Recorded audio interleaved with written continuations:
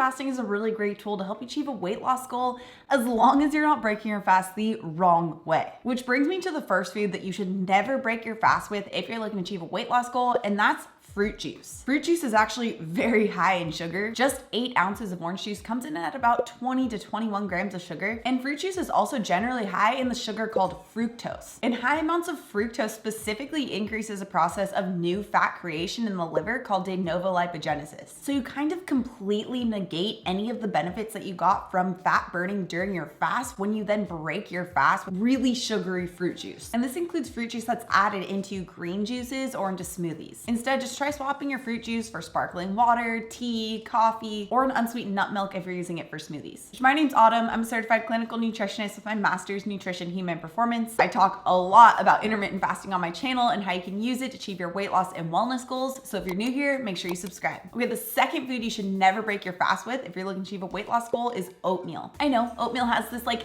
health halo, but it's actually really rich in starches and it has a pretty significant impact on blood glucose levels. And when blood glucose goes up, it causes the body to release a lot of the storing hormone insulin. And when you're fasting, insulin is low. That's why you're able to ramp up fat burning with intermittent fasting, because that insulin level is low. But then if you break your fast with something really insulin spiking like oatmeal, it can then reverse your progress, especially if you're more carbohydrate sensitive or insulin resistant. And that's not even considering adding on maple syrup or sugary granolas on top of the starches from the oatmeal. Now, if you love oatmeal, I have a really great grain-free alternative that would be a much better option to break your fast with. I'll have that free recipe linked down description below. Just click that show more icon and you'll be able to find all the links referenced from today's video. Okay, the third food you should never break your fast with is cereal. Just like oatmeal, cereal is also rich in starches, but on top of that, it's also going to be loaded with sugar. So you get like this double whammy effect on that storing hormone insulin from both sugar and starches, especially because sugars and starches are the foods that will really increase insulin the most. Now, the fourth food, or foods rather, for this one that you should never break your fast with are pancakes or waffles. Now, there's a little asterisk to this one because you can make pancakes or waffles actually a really great option to break your fast with, but traditional pancakes and waffles like from the mix, or if you're using wheat flour, are going to be high in those sugars and starches that really raise insulin and work against your weight loss goals with intermittent fasting. Now, instead, you can make protein or waffles that are rich in protein and low in those refined starches. This simple swap causes the body to release a lot less insulin, that fat storing hormone, and it helps to prevent hunger during your fasting period. This is why in my complete intermittent fasting bundle, I have pancake recipes that are protein rich so that you can double down on those intermittent fasting perks. So the fifth food you should never break your fast with are sweetened coffees or teas. When sugar is in a liquid form, like with a coffee drink or with a soda, it's really quickly absorbed into our body and causes a really big spike in that storing hormone insulin. And the speed does matter, especially when it comes to achieving a weight loss goal. Any types of sugars that you're going to be taking in, you want to have a slower release. That'll help to temper that insulin response. Now think sweetened coffees like vanilla lattes or mochas or chai tea lattes. All of these will have somewhere in the range of 20 to 50 grams or sometimes even higher of sugar per serving. That is a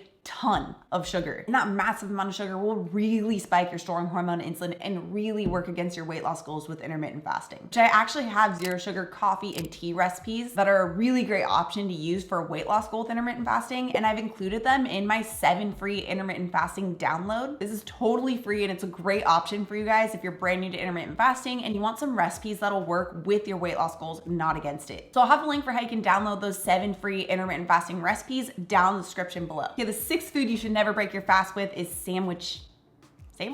Is a sandwich. Sandwiches are wrapped in a refined carbohydrate that will really spike the storing hormone insulin, aka from bread. But on top of that, sandwiches are also going to be relatively low in protein. Because if you don't get enough protein, not only will you not be satisfied, but it'll lead you to crave more sugar because your body's looking for a fast energy source. Most people are only using a few slices of deli meat, if any, in a sandwich, keeping the protein level pretty low. Now you can swap out those refined carbohydrates by